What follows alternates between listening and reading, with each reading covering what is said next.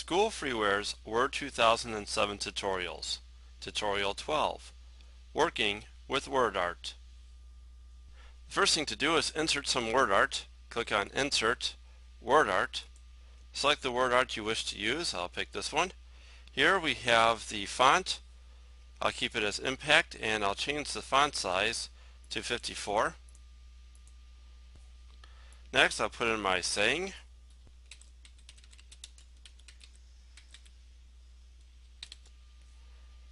And click on OK. And the WordArt is entered into Microsoft Word. Once you have the WordArt in, you could always go back and edit the text.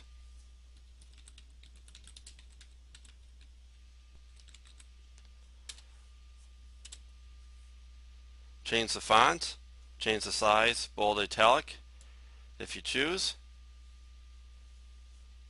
Here we have the spacing, which we can make very tight. We can make it very loose. And I'll send it back to normal. Large or small fonts. And here you can change the WordArt styles how you choose.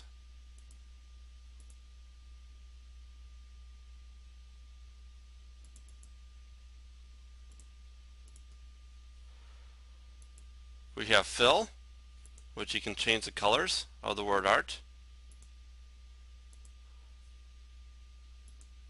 Well, no fill doesn't seem to work too well. You can go with gradients.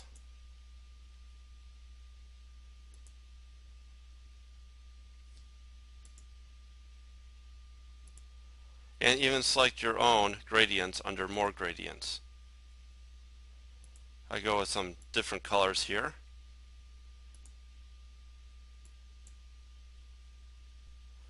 And of course you can also change the shape of the WordArt. I like to point out one little hidden feature that WordArt has, and if you click on text wrapping and make sure that it's in line with text is the setting, you can go to Home and click on Highlight and highlight the background.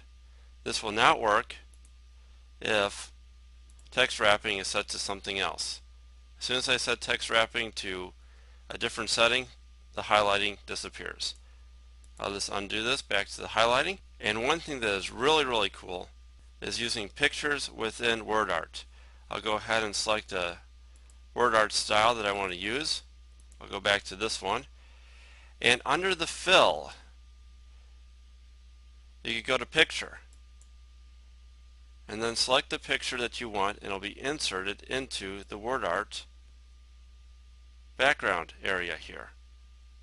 Now I have a sunset. This happens to be off of Camelback Mountain in Phoenix. And London, England with a desert sunset doesn't go well together as far as the words are concerned. So I'll go back to Edit Text and I'll go change London, England to sunset. Click on OK. And I'll go ahead and modify the spacing a little bit to tight. That looks a whole lot better. And one thing, if you notice, the picture toolbar popped up. And here we have Format under Picture Tools. And I can change the brightness and contrast. I'll change the brightness to -20. And I'll change the contrast to +40. And here now we have the Picture Tools have modified the picture within the WordArt. I'll go make some more modifications to my WordArt. I'll click on Format, and here we have some shadow effects.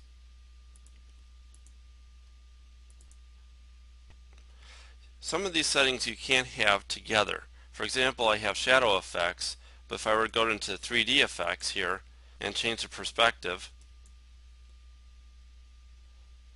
the shadow disappears, but I get a nice perspective of the sunset WordArt.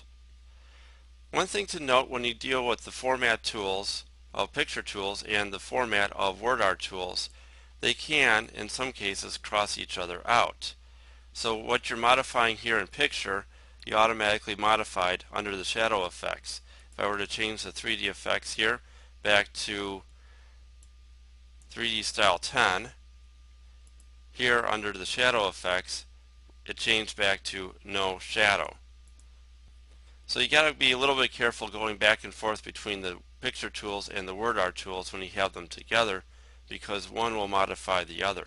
Last thing I wish to point out is under size we have the little format auto shape dialog box button here, and inside is where you'll find the settings in which you can tweak your WordArt just exactly how you wish.